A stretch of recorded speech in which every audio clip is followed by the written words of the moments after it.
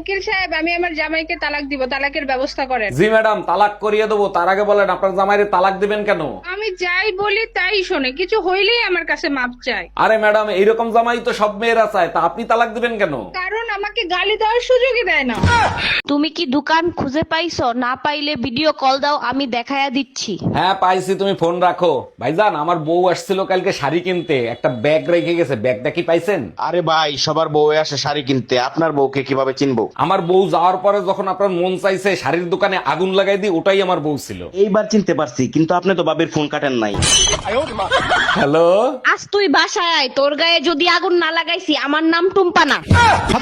এই শুনো, আজকে ইলিশ পোলাও করব না কাচ্চি বিরিয়ানি করব, কোনটা খাবা বলো? গরমের ভিতর বিরিয়ানি খেয়ে সহ্য করতে পারবো না, তুমি এক কাজ করো, ইলিশ পোলাও রান্না করো। গরমের ভিতর তিতা খাওয়া ভালো, তাই করলা দিয়ে ডাল রান্না করছি। তিতা ডাইলে যদি রান্না করে থাকো তাহলে আমারে জিজ্ঞেস করতেছো কেন? মা বলছে স্বামীর কাছে শুনতে, করতে বলে নাই।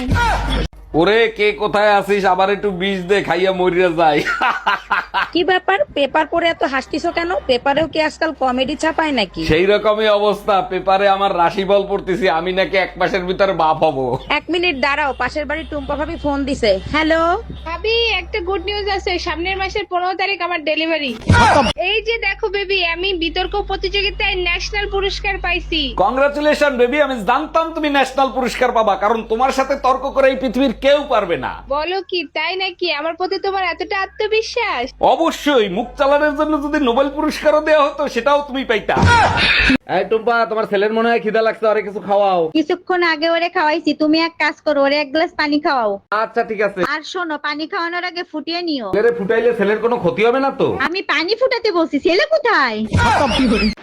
এই যে ভাইজান, আপনি ফকিরে টাকা দিবেন না, ভালো কথা, মারতেছেন কেন? শালা সবার কাছ থেকে 5 টাকা নেয় আর বলে জান্নাত পাবেন। ঠিকই তো বলছে, দান করলে সবাই জান্নাত পাবে। আমার বউ কি সরকারি গোডাউনের মাল যে সবাই পাবে? মানে কি বুঝলাম না। আরে আমার বোন নাম জান্নাত।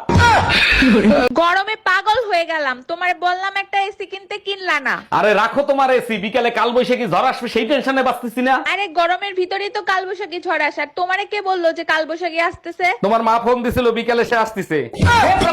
আমার মতো সুন্দর মেয়ে তুমি লাখেও একটা পাবা না। তোমার তো কপাল ভালো, আমার মতো বউ পাইছো। বলো কি, তাই নাকি? তোর 14 গোষ্ঠীর কপাল যা আমার মতো একটা জামাই পাইছোস। আমার কপালে পোড়া, তার জন্য তোমাদের দুইজনকে পাইছি। বাবা সায়ান, বলো তো 6 দুগুনি কত? 6×2=17। সাবাস, আমার বিশ্বাস বড় হয়ে তুমি ইঞ্জিনিয়ার হবে। অরুণ ভাই, আমার ছেলেরে আপনি সব কি পড়াচ্ছেন? ওর ভবিষ্যৎ তো অন্ধকার হয়ে যাবে। 6 দুগুণা তো 12 হয়, 17 হয় কিভাবে? আরে ভাবি, এর আগে তো 6 দুগুনি 40 বলতো, পিটাইতে পিটাইতে 6 দুগুনি 17তে আনছি। আমার বিশ্বাস এরপরে 6 দুগুনি 12ই বলবে।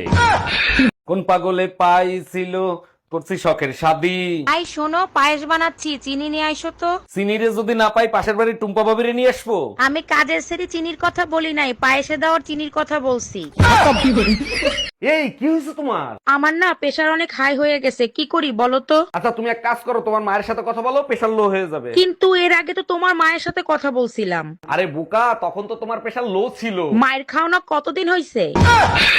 এই বুড়ো লোকটা ওইরকম দৌড়াইতে দৌড়াইতে চলে গেল কেন? আরে ভিখারি ছিল, বললো অসুস্থ, কয়দিন ধরে কিছু খায় না। অসুস্থ ছিল ভালো কথা, কিছু খাওয়ায় বিদায় দিতা। ঘরে তো কোনো ওষুধ ছিল না, তাই বুদ্ধি করে আমার পিল খাওয়াই দিছি।